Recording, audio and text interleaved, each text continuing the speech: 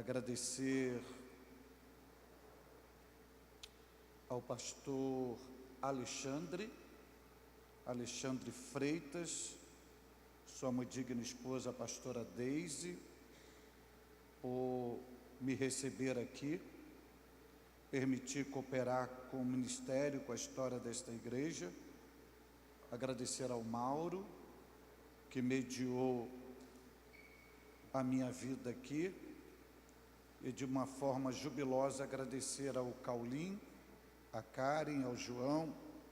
O Caulim é um amigo, é um irmão, é um presente de Deus, é o que me assessora aqui no Rio de Janeiro, que cuida da minha agenda, que resolve os meus problemas, e eu agradeço muitíssimo ao Caulim. É um jovem de Deus que exala o perfume de Cristo, e eu agradeço muito a Deus por ter colocado o Caulim na minha vida, e todas as panes, os incêndios que acontecem, é o Caulim que apaga, que resolve diante da minha correria, e esta igreja está sendo muito privilegiada por receber o Caulim e sua família aqui. Caulim é bênção de Deus. E a minha gratidão ao pastor, a pastora Deise, mais uma vez, por me receber aqui, e eu estou sendo muito enriquecido por Deus, pelo louvor, pela organização, pela forma que este trabalho está sendo conduzido. Deus seja louvado. Eu vou fazer uma ministração para vocês. Eu vou usar um texto muito familiarizado para vocês, mas ele é riquíssimo nas suas revelações e vai mostrar algumas probabilidades que a vida nos oferece e que a gente não está esperada para essa oferta da vida, e ao mesmo tempo mostrar a metodologia divina, como Deus reage diante de situações que nós somos inseridos nela e que para nós é a escola da impossibilidade. E como é que Deus trata disto? Como é que superamos isto? Esse versículo vai nos mostrar isto. E é um versículo muito familiarizado. Eu estou me referindo ao Evangelho de nosso Senhor e Salvador Jesus Cristo, segundo São Lucas, capítulo de número 7, e o versículo 13. Abra sua Bíblia, por bondade, Lucas, capítulo 7, versículo 13.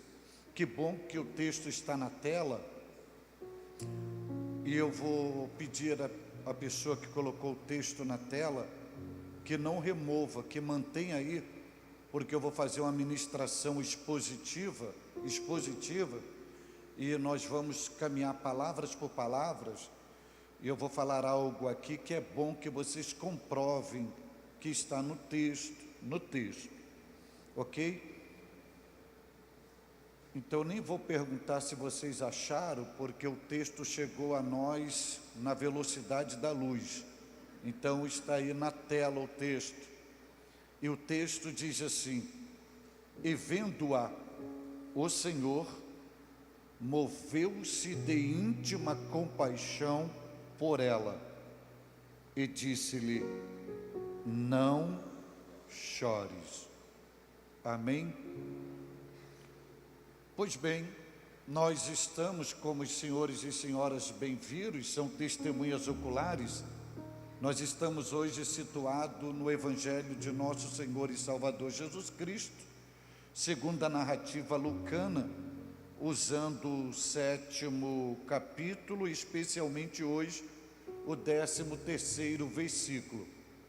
Já na epígrafe desse texto, a partir do versículo 11, está aí apresentado o filho da viúva de Naim é ressuscitado.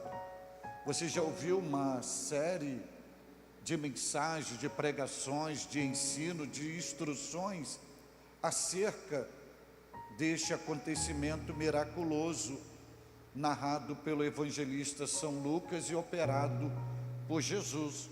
Isto é familiarizado aos senhores.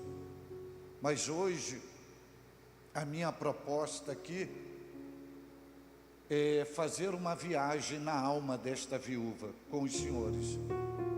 Caminhar no seu interior, na sua alma, e descobrir alguns mecanismos, e olhar para ela e visualizar o nosso retrato, e olhar para nós e visualizar esta viúva, e ao mesmo tempo descobrir alguns segredos para superar situações que a vida nos oferece e que, segundo a nossa lógica, parece insuperável, porque nós estamos diante de impossibilidade que nós não temos em si mesmos superá-las. E como que é isto? Como que Deus intervém? Como Ele entra na história? Como Ele muda situações que para nós são impossíveis? A gente vai descobrir aqui nesse texto. Principalmente este versículo 13, ele está recheado de uma série de lições, e a gente vai extrair algumas delas. Pois bem, se eu te perguntar o nome desta viúva, você e ninguém tem como dizer o nome dela. Ela é apresentada na Bíblia Sagrada não pela sua identidade. Você não sabe qual é o seu nome, e nem o evangelista cita seu nome. Ela é apresentada na Bíblia Sagrada como uma mulher anônima. A idade, você também não tem como mensurar ou citar. Você não vê uma menção, um registro da sua idade.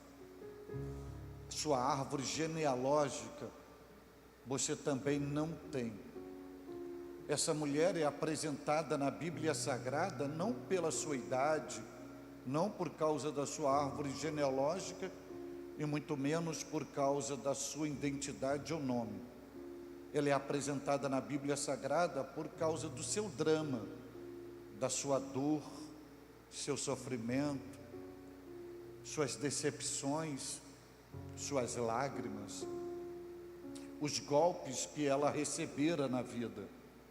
Outro detalhe, que a única coisa que a Bíblia diz é que ela residia na cidade de Naim. E a única coisa que a Bíblia vai dizer de ponto geográfico dela é a cidade de Naim. Só que há um detalhe aqui, por ela ser moradora da cidade de Naim.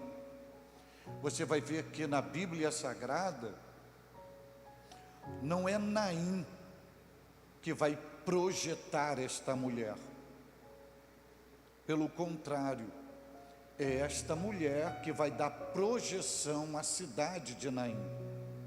Porque se esta mulher não morasse na cidade de Naim, sequer Naim estaria mencionada na Bíblia Sagrada. Então isso é muito importante, porque muitas das vezes a gente pensa que é o lugar que vai nos projetar, mas dentro do projeto de Deus, nunca é o lugar que nos projeta. Somos nós que projetamos o lugar.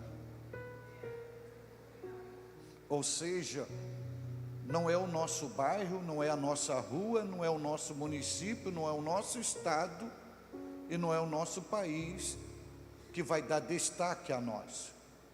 Somos nós que damos destaque àquele lugar aonde nós estamos inseridos ou morando. Então a importância não está no lugar, a importância está na pessoa que mora naquele lugar. Haja vista que todo esse cenário vai acontecer e Jesus vai a Naim, não por causa de Naim. Jesus vai a Naim por causa desta mulher. E esta mulher, como eu vos disse, anônima, sem especificar idade, árvore genealógica, mas esta mulher, apesar disso tudo, ela é uma mulher abençoada. Por que você consegue visualizar a bênção de Deus nesta mulher? Primeiro, porque você vai ver que ela formatou família, ela casou-se, então ela está desfrutando da bênção de Gênesis 2:18, e 2, não só versículo 18, mas também versículo 24, de Gênesis capítulo 2, quando diz: deixará o homem seu pai e a sua mãe, e unir-se-á a sua mulher. Ela está desfrutando disto. Além disto, ela está desfrutando da bênção da multiplicação, frutificação, da fecundidade e do crescimento, de Gênesis 1:28, quando Deus disse: crescei, multiplicai ou frutificai e enchei a terra. E ela desfruta desta bênção, que nesta união conjugal ela frutificou e concebeu um filho primogênito. Então ela está debaixo de duas grandes bênçãos, tanto da união conjugal quanto da fecundidade. Só que esta mulher, sem pedir, sem escolher, ela vai sofrer os golpes da vida. E esta mulher vai sofrer dois golpes no cenário da vida ou na arena da vida. E os dois golpes vai receber da própria morte, da morte. O primeiro golpe é quando a morte entra na história da sua família e vai tirar dela o seu esposo.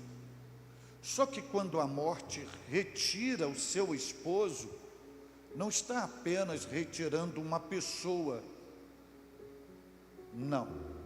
A morte está retirando dela sua segurança. A morte está retirando dela sua proteção.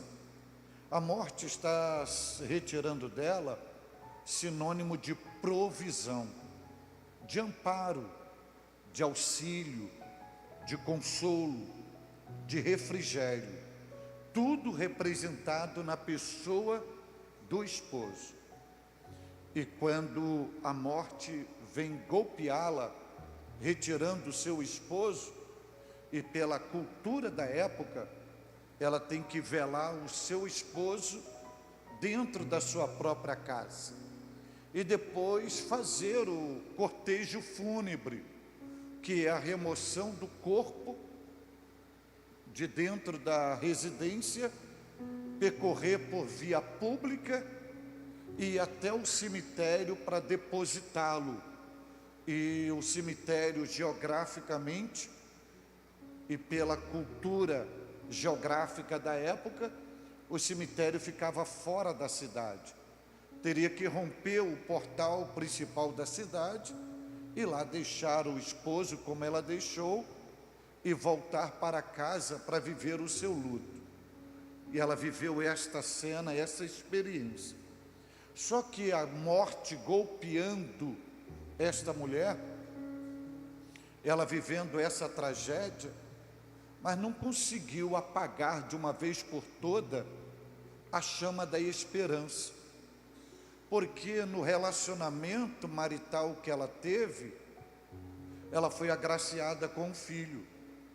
Então tudo aquilo que ela perdera do marido, ela projetou no filho, ela investiu no filho, porque o filho agora estaria assumindo a funcionalidade, o papel paternal.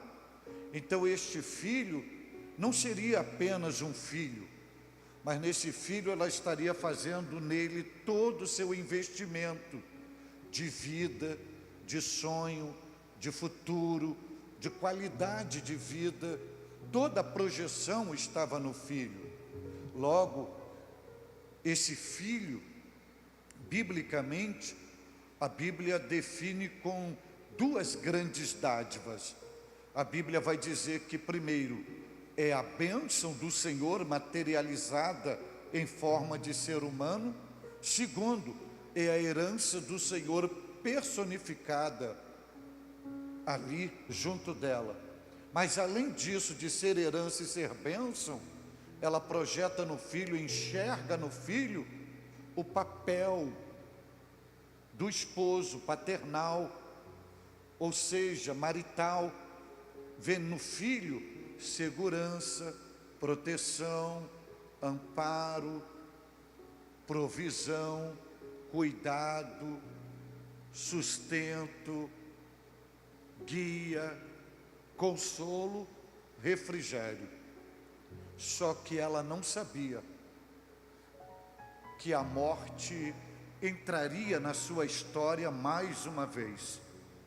E a morte vai dar o segundo golpe e vai retirar dela o seu filho. O seu filho. E ela vai ter que chorar novamente, entrar em desespero novamente. E no mesmo local quis velar o seu esposo, agora vai velar o seu próprio filho. A gente que se não faz uma viagem, por isso que eu disse que a minha proposta é fazer uma viagem na alma desta mulher, porque na morte do filho não é simplesmente mais um óbito, é reviver toda a cena, é trazer de volta tudo que passara anteriormente, é viver o drama novamente. E ela vai derramar suas lágrimas, no mesmo local velar o corpo do seu filho, e ter que fazer novamente o percurso. E guarde bem isso, que tem um ponto de partida e um ponto de destino, e o ponto de partida é a sua casa, o percurso é na via pública da cidade, e o destino é o cemitério da cidade, que ficava ao lado de fora da cidade. E ela vai ter que fazer esse cortejo novamente. Se fazer como fez uma vez, já é dramático, já é cruel, já é sofrido, já é caótico. Imagine fazer isso duplamente. É o caso desta mulher.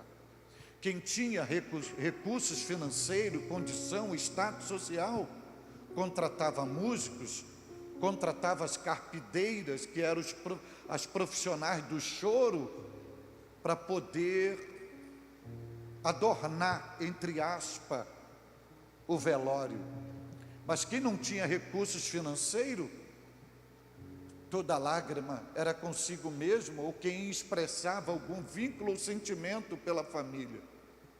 E esta mulher está fazendo mais uma vez o percurso, sofrendo mais uma vez o golpe da morte. E ela está saindo da sua casa, é o ponto de partida. E qual é o destino desta mulher? Cemitério. E o que está no coração desta mulher? Qual é a imagem que está montada no interior dela? A mesma imagem do marido. Eu vou sair de casa, vou fazer o percurso fúnebre, vou chegar no cemitério, a sepultura estará aberta, vou depositar mais uma vez, como depositei anteriormente, e vou voltar para casa, sem ninguém, vazia, só, para viver um luto, sem perspectiva do dia do amanhã.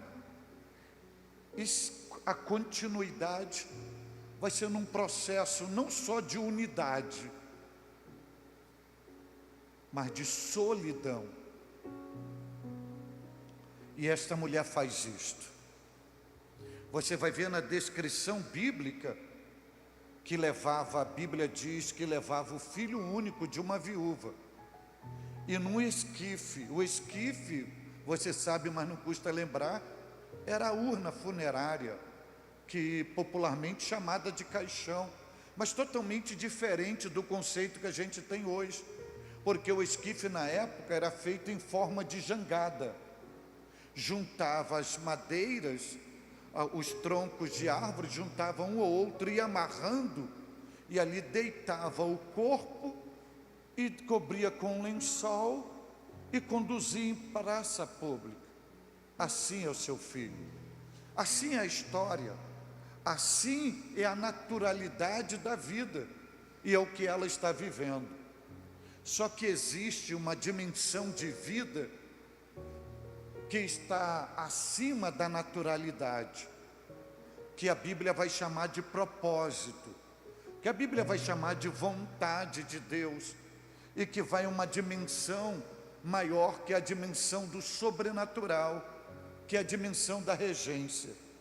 Outro detalhe muito importante nesta mulher, que ela está na cena, ela é o personagem. Aí se eu te perguntar assim, qual é o personagem mais principal desse cenário? Você vai me dizer o filho dela, que está morto, defunto. Aí eu vou te mostrar biblicamente que o filho dela não é o cenário principal, não é o personagem principal. O personagem principal é ela. Só que se você olha para toda a descrição bíblica até o versículo 15, não há um ecoar de voz desta mulher. Todo o cenário, ele descorre sem ela falar, sem ecoar a voz. Você não vê pedido dela, você não ouve o som da voz dela, você não vê expressão verbal de desespero. A única coisa que a Bíblia descreve aqui é que ela estava chorando, mas não falando, chorando, mas não reclamando, chorando, mas não pedindo. Você não vê um pedido tipo assim, vem aqui, ó Deus, ou me socorre, ou pedindo ajuda. Não, não há nenhuma petição. A única coisa que a Bíblia descreve dela é que ela está chorando. Só que ela sai de casa. E o que está na mente dela e no coração dela? A repetição da história da vida. Vou chegar ao cemitério, vou depositar o meu filho, vou voltar para casa, viver o meu luto e tentar reconstruir a vida. Só que tem um detalhe: Jesus está em Cafarnaum. E se você ler do capítulo 7, versículo 1 até o versículo 10, Jesus está operando milagre, curando o servo do centurião. Esta mulher não pede para Jesus ir para Naim. Ela não expõe o seu problema, ela vive o seu drama e não pede socorro a ninguém. E Jesus decide por si mesmo mudar o itinerário dele, mudar a programação dele, mudar a agenda dele. E Jesus pega os seus discípulos e diz assim: nós vamos para Naim. E Jesus não vai para Naim, para a cidade de Naim, por causa da cidade de Naim. Guarde bem isso. Jesus não vai para a cidade de Naim porque tinha um velório, um defunto, um morto em Naim. Não. Jesus não vai para a cidade de Naim porque o filho desta viúva estava morto. Jesus vai para a cidade de Naim por causa da viúva e não por causa do defunto. E eu vou te mostrar isso e vou entender isso. E você vai entender. Aí Jesus muda o itinerário e vai em direção à cidade sem ela pedir para ele ir para Naim, sem ela expor o seu drama. Então por que ele vai se ela não pediu para ir? Você pode ver isso no texto, não um pedido nela. Isso parece simples, mas isso é muito importante. Na regência divina, aquilo que a gente chama de naturalidade, de fatalidade da vida, Deus chama de propósito. Porque na regência da nossa vida não existe coincidência, fatalidade por acaso. Existe propósito. E Deus também entende que as circunstâncias que a vida nos oferece, via a regência da sua vontade permissiva, existem situações tão dramáticas que a gente está diante da impossibilidade. E o conceito, a compreensão que a gente tem é que nada mais mudará o nosso cenário. E a gente está tão sufocado por isso, que a gente não consegue fazer pedido, porque todas as nossas forças estão amordaçadas pelas nossas dores. Só que qual é a graça do Evangelho? Qual é a riqueza de viver numa regência do Cristo? É porque Ele sabe o que nós estamos vivendo, conhece os nossos limites, e Ele sabe se relacionar com a gente. E Ele não vem nos socorrer só quando nós pedimos. Porque Ele sabe que nós estamos inseridos em situações que as circunstâncias falam mais alto e a gente é sufocado por elas e a gente dá fim da nossa vida, do nosso drama, da nossa dor, do nosso problema, quando Deus não deu a palavra final, mas a gente dá fim e a gente vai, alimenta uma ideia, um pensamento. Pedir socorro para quê? Se já acabou tudo, se não tem mais jeito. Aí a gente silencia. Mas a riqueza da graça do Evangelho de viver com Cristo, porque está lá escrito, tanto em Isaías e quanto em João, que mesmo antes de pedirmos, Ele já sabe o que nós necessitamos.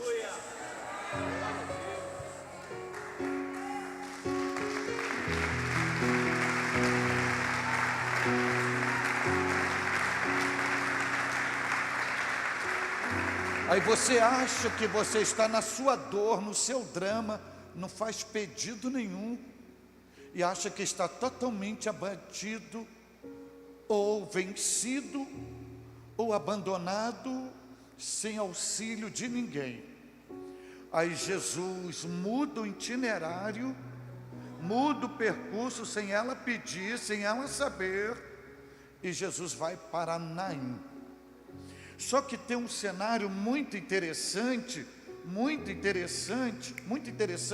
a pessoa que colocou aqui o 13, eu vou trabalhar o 13 com vocês, mas eu quero mostrar um detalhe no 12, um detalhezinho, é que quando Jesus chegou perto da porta da cidade, eis que levava um defunto, filho único de sua mãe, e que era viúva, e com ela ia uma grande multidão. Ok, agora veja só, chegou perto da porta, é um ponto de encontro. Aí eu vou te perguntar, quem marcou esse ponto de encontro? Foi a viúva? Não, ela nem pediu para ele ir lá, ela nem sabia que ele ia para lá. Para ela ia chegar lá e atravessar a porta da cidade. Só que quando ela está chegando na porta da cidade, no portal principal da cidade, quem é que chega junto do outro lado na entrada? Ela está para sair e ele está para entrar. Só que ela nem sai e nem ele entra, porque para os dois ao mesmo tempo. ele chega juntinho, antes dela sair. Isto ensina que em toda ação de Deus em nosso favor, nunca há atraso. Ele chega no tempo certo, na hora certa, no momento certo, e chega você achando que ele não vai vir, porque você não pediu para ele vir, você não imagina que ele vai chegar, mas ele chega. Ele chega. Só que é interessante, só que é o grande interessante, o interessante disso tudo aí, é que Jesus poderia se adiantar os passos, e chegar antes, e atravessar o portal, e encontrar com ela dentro da cidade de Naim. Não. Só que quando ela chega no portal da cidade, ela está do lado de dentro, ele está do lado de fora. Agora veja que entre ele e ela, veja que tem aí, olha, quando chegou perto da porta, onde ele vai marcar um ponto de encontro com ela? Na porta. Parece simples, mas não é. Aí se eu te perguntar aqui, quantas portas tem aqui? Aí você vai me dizer uma, mas não tem uma porta. Na verdade, tem duas portas, só que uma é física, uma é material, a outra é orgânica, a outra é biológica. Uma é a porta criada pelos homens, a outra é uma porta incriada. Uma é uma porta física, a outra é uma porta móvel, porque ele vai dizer em João 10:9 que ele é a própria porta. E por que ele se apresenta e com ela no meio da porta? Porque os 2 golpes que ela recebera da morte sinalizou para ela que não havia mais saída para ela. Aí ele estampa 2 portas para ela, para dizer para ela o seguinte: sua vida não é regida pela morte. A morte diz que não tem saída, e eu estou te mostrando 2 saídas. Tem 2 portas. É ele sinalizando o seguinte: quando tudo se fechar para você no mundo dos homens, não veja que está tudo fechado, porque existe um ponto de encontro entre eu e você. Não é num beco sem saída, é numa porta. Agora o que é interessante aqui, ela está diante da porta, ok? Só que ele não deixa ela sair da porta. Nesse dia ela não passa pela porta. Esse dia ela dá meia volta e vai voltar para casa. Guarde bem isso. Nem toda porta que Deus põe diante de você é para você passar por ela.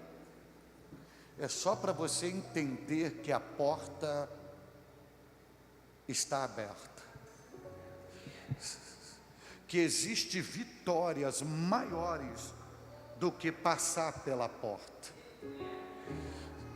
Ele só te traz a porta, ele só deixa você chegar à porta para você se entender que nem tudo está perdido, mas ele quer te levar a uma dimensão maior. Aí aqui vamos chegar ao versículo 13, porque eu tenho que correr, porque o tempo não me permite. Vamos voltar ao versículo 13, ok. Aí ela chega na porta, tem a porta, ele está do outro lado, ok. Os 5 sentidos dela estão funcionando, ou seja, ela está vendo, ela está ouvindo, ela está falando, ela está sentindo o cheiro e ela está palpando. No entanto, ela está chorando. Só que quando você olha para o início do versículo, não está escrito que foi ela que vira Jesus, mas está escrito que quem a vê é Jesus. Não é paradoxal? Eu estou daqui olhando vocês, estou vendo e vocês estão me vendo. E ela está do outro lado, Jesus está fora da cidade.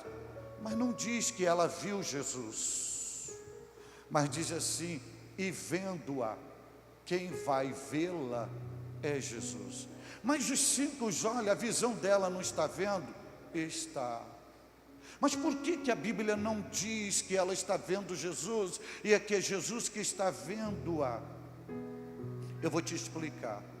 Existem dramas, existem dores na nossa alma que são tão fortíssimas que torna a nossa visão nebulosa, que nós somos tão envolvidos pela dor, pelo sofrimento, que a gente perde a percepção da presença de Deus. A gente não enxerga que Ele está presente. Ele estava presente, mas a Bíblia não diz que foi ela que viu.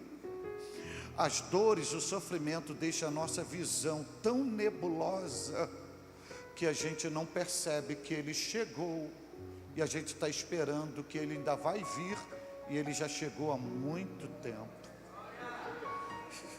Porque a nossa visão está nebulosa. Mas sabe qual é o grande segredo da fé cristã? O grande segredo não está em nós vermos Jesus, mas o grande segredo é ter a consciência que, independente de qualquer coisa, a gente vendo ou não, Ele está com os olhos dele sobre nós. Agora preste atenção, porque ela está com o filho morto, mas ele não está olhando para o defunto, ele está vendo-a. O artigo é feminino, vendo-a. E por que é isto? Porque Jesus bate os olhos sobre a máscara facial dela. É diferente dos seus olhos sobre a minha máscara facial. Você só consegue ver a pele. Só que Jesus não está com os olhos só na pele. Os olhos de Jesus ultrapassam a pele e vai a um solo que psicólogo não tem acesso. Vai a um solo que psiquiatra não tem acesso.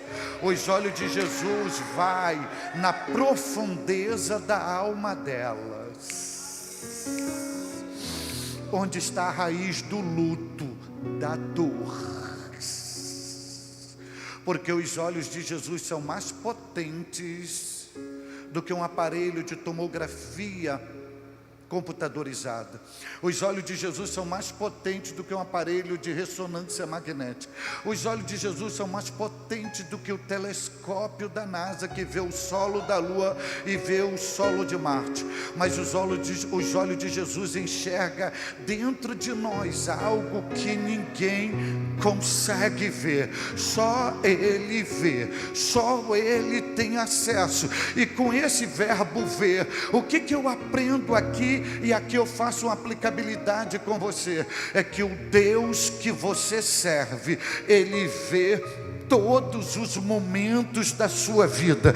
Ele não vê só os seus momentos externos, Ele vê os seus momentos internos. Ele não só enxerga o que acontece ao seu exterior, Ele contempla aquilo que está acontecendo aí dentro de você, que o teu cônjuge não sabe, que ninguém sabe, que você maquia na tua face, fazendo de conta que está tudo bem, e aos calados você vai bebendo as suas próprias lágrimas, engolindo sua própria dor, o seu choro, mas Ele bate os olhos dentro de você e te diz assim: eu vejo o que ninguém vê, e eu estou vendo exatamente tudo que está se passando e acontecendo aí dentro de você.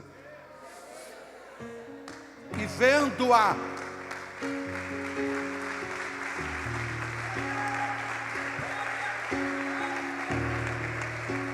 e para que eu possa liberar vocês, porque isso aqui é muito rico, eu não vou nem falar do verbo chorar, mas eu vou mostrar para vocês aqui um milagre da graça aqui, que diz assim: e vendo-a, o Senhor moveu-se de íntima compaixão por ela. Mas qual era o maior problema desta mulher? Qual era o maior problema desta mulher? Era o seu filho morto. E o garoto está estendido, morto. E Jesus não sequer está olhando para o defunto. Ele está olhando para ela. E Jesus não está expresso que Jesus moveu-se de íntima compaixão pelo jovem que morreu, mas moveu-se de íntima compaixão por ela.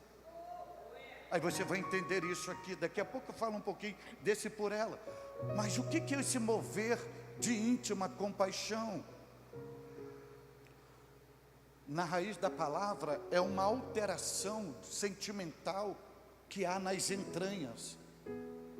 Jesus não teve só compaixão, Jesus teve íntima, ou seja, houve um movimento que mexeu com o homem interior de Jesus. Agora, para a gente entender isso aqui, compaixão, num conceito bem simplório, é se colocar no lugar do outro, para sentir o que o outro está sentindo, para experimentar o que o outro está experimentando, e para viver o que o outro está vivendo. Aí lembra que ela está do lado de dentro da cidade e Jesus está do lado de fora da cidade, ok? Mas Jesus está movendo-se de íntima compaixão por ela. E aqui acontece o milagre da graça. O que está acontecendo no mundo espiritual? O que Jesus está promovendo aqui? Um translado. Lembra que compaixão é se colocar no lugar do outro, para sentir o que o outro está sofrendo? Quando Jesus move-se de íntima compaixão, o que está acontecendo no mundo espiritual? Jesus se desloca da onde ele está e vai para o lugar dela. Vai para o lugar dela, para o luto dela, para sentir o que ela está sentindo, para viver o que ela está vivendo, para experimentar o que ela está experimentando. Mas aonde está o milagre da graça? É que Jesus não vai apenas para o lugar dela, simultaneamente ele proporciona, ele promove o deslocamento dela. Ele desloca esta mulher da sua dor, do seu luto, e coloca no lugar dele, para que ela possa sentir o refrigério dele, a paz dele, o bálsamo dele, a alegria dele. Sabe o que Deus está lhe dizendo e falando contigo? Que o Deus que você serve é o Deus que sente e que participa de todos os seus sofrimentos. Não pense, não imagine que você sofre sozinho. Não, é um equívoco do teu subconsciente que eu estou sozinho nesta dor, eu estou sozinha nesta luta. Não, você nunca está. Ele está com você, sentindo o que você está sentindo, vivendo o que você está vivendo, participando do que você está participando. E para você pontuar isso biblicamente, Romanos 8:26, Paulo diz: nós não sabemos orar como convém, mas o Espírito Santo nos ajuda nas nossas fraquezas e intercede por nós com os gemidos inexprimíveis. Até aquele gemido que você dá, ele geme com você, porque ele participa dos seus sofrimentos.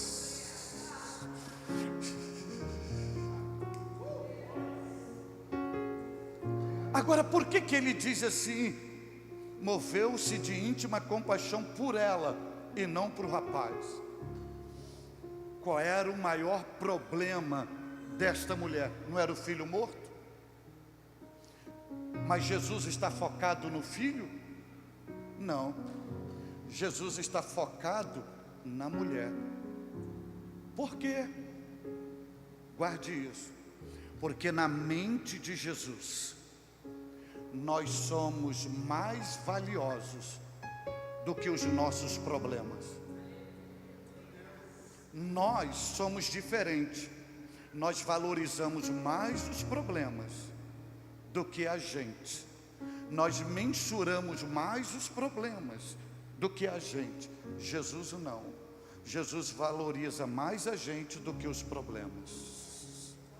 Então Jesus não foi para Naim porque o filho dela morrera.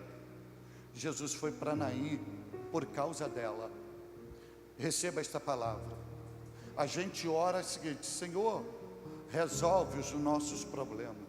Senhor, me livra deste problema. Senhor, muda isso, faz isso. A luta é grande. Aí você quer que ele venha por causa do seu problema. Ele nunca vai te atender, porque ele não vem por causa do teu problema. Ele vem por causa de você. Aleluia! Veja que o filho está morto e em momento algum, até então, ele está se dirigindo ao filho. Ele está dirigindo a ela. Aí, por quê?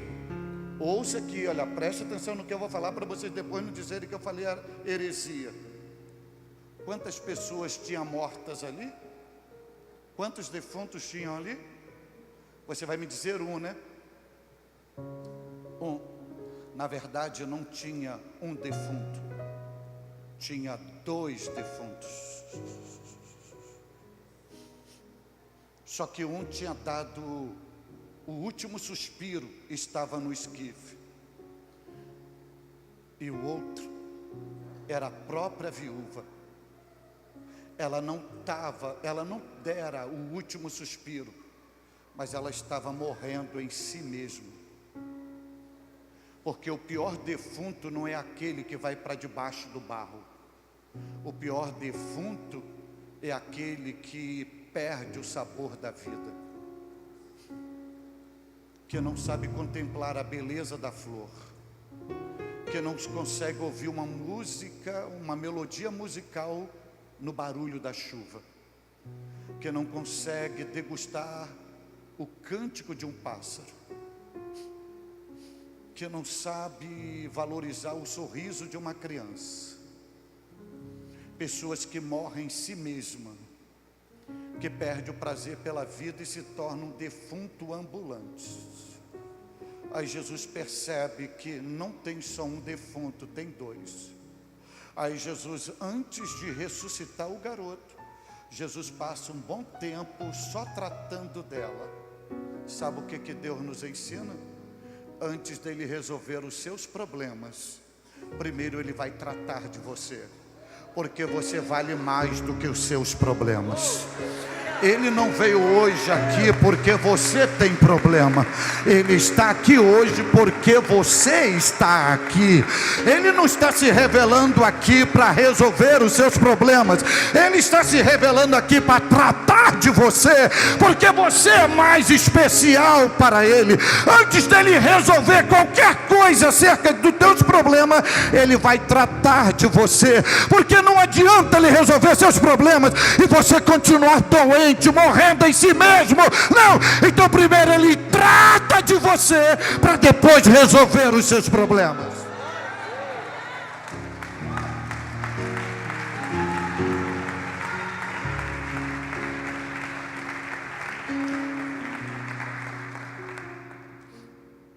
Ok?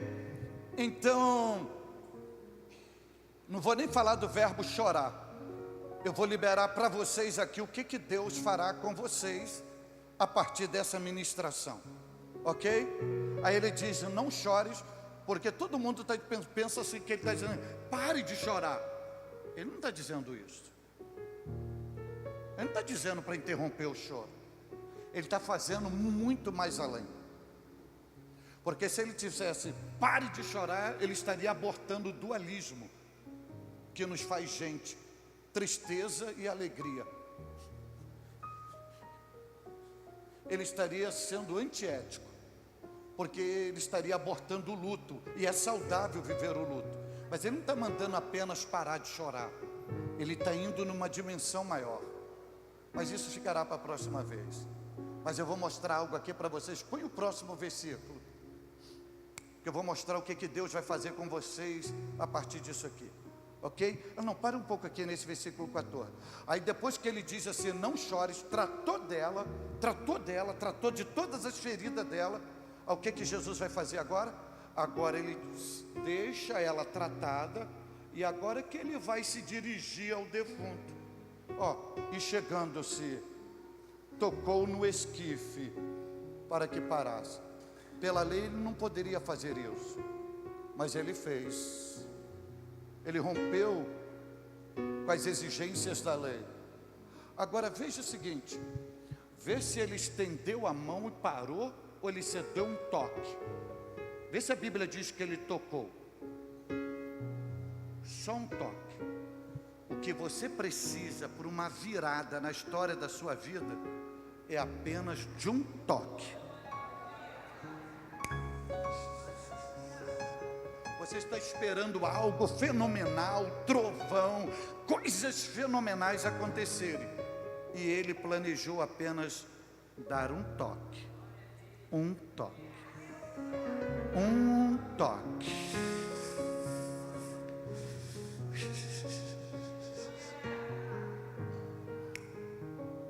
Aí, olha só.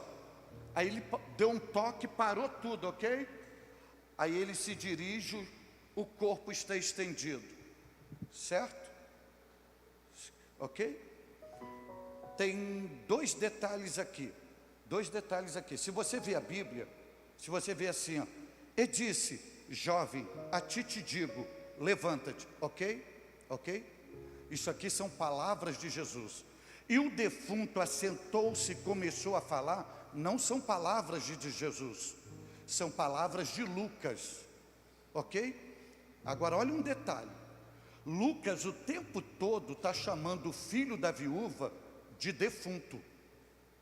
Jesus chama de jovem. Em momento algum, Jesus disse que o filho dela estava morto. E em momento algum, Jesus chamou o filho de defunto dela. Lucas que diz, é um defunto. Jesus olha e diz, é um jovem. Aí Jesus olha e disse assim, jovem, eu te digo, levanta-te. Isso é um ato de ressurreição, é um ato de acordar. Levanta, está na hora, levanta. Ou seja, ele trata de jovem, porque para ele nunca morreu. Morreu para Lucas, morreu para a multidão, morreu para ela. Receba essa palavra. Tudo que os homens sentenciaram na sua vida, que declararam morto, para Deus está apenas dormindo.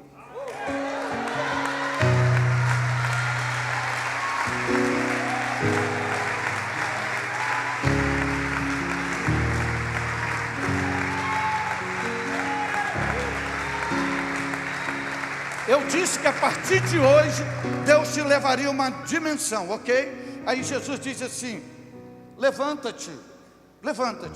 Aí Lucas diz, e o defunto, não é Jesus, assentou-se e começou a falar.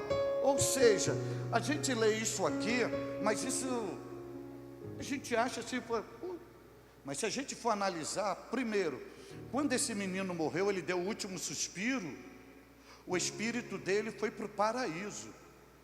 Quando Jesus fala assim, jovem, levanta-te, Jesus não está falando ali.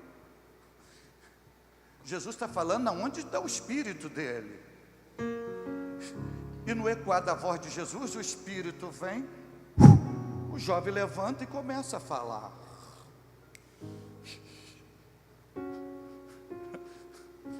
Então aquilo que parece impossível aos homens, é só uma ordem dele. Levanta-te, vem da onde estiver. Ok? Isso aqui é outro detalhe, mas eu quero dizer o que Deus vai fazer com você a partir dessa ministração. Versículo 15, o moço está sentado e falando, mas ainda está no caixão falando, ok? Olha esse detalhe, e aqui é o que Deus vai fazer com você. Aí o moço está sentado falando, aí Jesus vai lá, pega o moço e vai lá na viúva, toma aqui, e entregou-o. Ele pessoalmente vai entregar a sua mãe. Olha esse verbo entregar, parece simples, ok? Olha a mãe Parece simples. Então vamos analisar isso aqui. Quando o menino morre, a mãe perde o filho para quem? Para a morte. Até Jesus chegar e dar ordem, o filho está de posse da morte.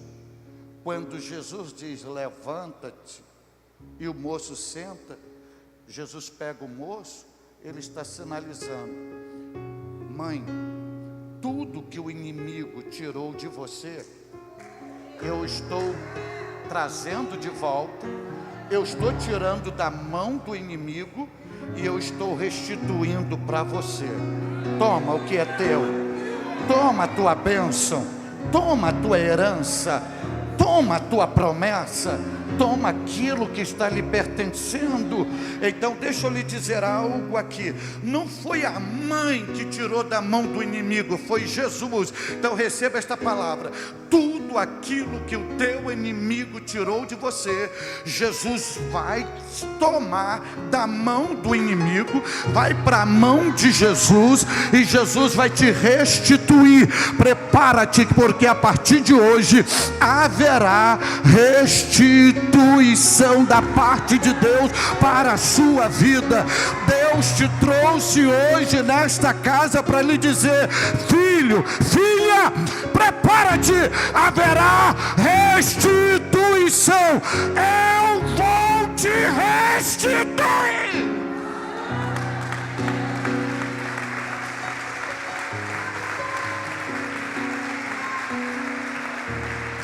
Entregou a quem? A sua mãe.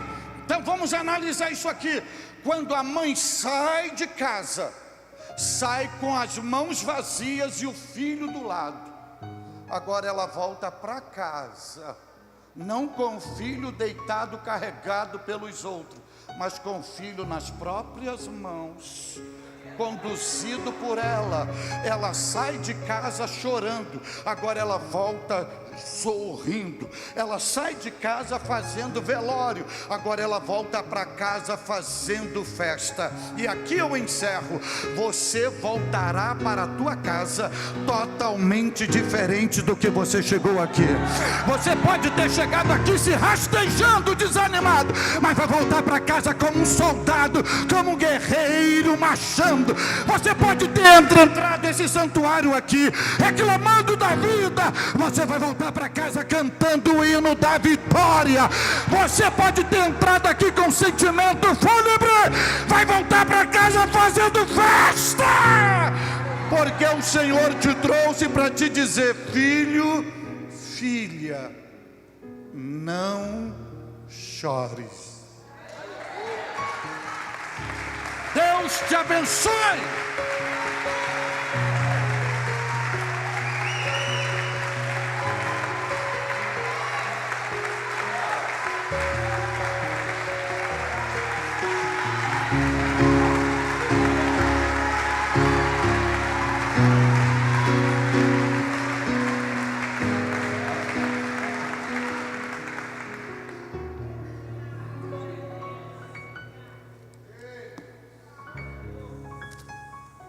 Eu trouxe algo hoje, eu trouxe alguns dos meus livros, eu não trouxe todos, mas eu trouxe 2 temas para abençoar a sua vida.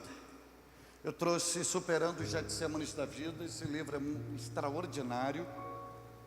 Eu trato de uma reação depressiva que o homem Jesus teve. Você sabia que Jesus teve reação depressiva, síndrome do pânico?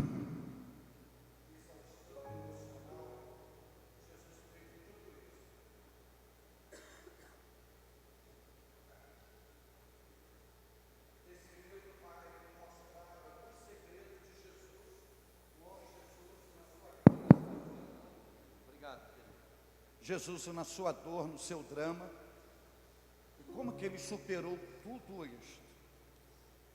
Jesus vai desconstruir aqui uma série de coisas. Primeiro, a escola de hoje da vida tenta nos fazer super-heróis. Jesus desconstrói tudo isso. Você já imaginou uma pessoa que passa 3 anos dizendo para os discípulos, eu sou, aí leva os 3 para o Getsemane e diz, para aqui. Eu estou triste. Mas ele não disse que estava triste. Ele disse, profundamente triste. Eu estou com pavor, eu estou com medo. Ficai-vos aqui, ore comigo. Você imaginou Pedro, Tiago e João ouvindo isso? Porque 3 anos ouvi, eu sou. E agora, olha, fica aqui comigo, eu preciso de vocês. Eu não quero nada de vocês. Eu quero vocês. Esse livro tem ajudado muita gente. Por quê? Você vai aprender aqui com Jesus, obrigado. Você vai aprender com Jesus aqui o seguinte: não tente ser divino quando você tem que ser humano. Jesus não usou sua divindade para vencer suas dores. Ele usou sua humanidade. A igreja evangélica brasileira e a sociedade brasileira não aguenta mais de deuses. O que elas mais querem é de pessoas que sejam humanas. Porque o ser humano que tenta ser um Deus, ele estará reproduzindo o caráter ou a natureza de Satanás. Mas quanto mais humano você for, mais você estará reproduzindo o divino na face da terra. Esse livro tem abençoado muita gente estar ali, fora ao seu dispor. E este aqui, na pandemia, o pessoal sempre me perguntando, segredo para exposição, e eu escrevi 5 passos para se tornar um pregador pentecostal eficaz. Não é exegese, não é hermenêutica, não é homilética, não é um livro de esboço, é um estilo de vida. O que é um chamado? O tipo de chamado? O chamado vem na salvação, vem no útero ou antecede a tudo isso? Como é um estilo de um pregador? Como usar a tribuna? O pregador pré-púlpito, no púlpito, pós-púlpito. A vida de um pregador. Como se relacionar com o povo? Por exemplo, para resumir isso aqui, você recebe um convite. Aí você vai a um lugar que você nunca esteve, sem saber com quem você vai estar. E você chega lá. Como chegar? Como interagir? Aí chega na hora da refeição, vão lhe servir um cardápio que só o cheiro te dá náuseas. Como você sai desse beco sem saída, sem demonstrar nenhum ar de superioridade e ao mesmo tempo sem desprezar o que estão te oferecendo, porque na mente deles estão oferecendo o melhor deles? Como sair desse beco sem saída? Estar aqui, ok? Como você se comportar diante de uma autoridade espiritual que você está lá para você pregar? Como você está nesse ambiente, nesse altar? Como você conviver com tudo isso? É este livro aqui, ó, 5 passos para se tornar um pregador pentecostal eficaz. Ali na saída, se você puder, você estará plantando uma semente no reino de Deus. Pastor, muitíssimo obrigado por me receber aqui, juntamente com a pastora Deise. Foi totalmente, se tem alguém aqui abençoado hoje, essa pessoa sou eu. Um prazer imenso poder conhecê-los, conhecer esta igreja e sentir esse espírito de família, esse perfume de Cristo, e saio daqui totalmente enriquecido por Deus. Minha oração é que a boa mão do Senhor continue sobre vós, fazendo-vos prosperar, e que nenhum dardo inflamado do maligno venha atingi-los, e que esta igreja possa se expandir, e através da mesma o nome do Cristo ser glorificado. Deus vos recompense muitíssimo em Cristo, e que o Deus de Israel vos faça prosperar. Deus vos abençoe.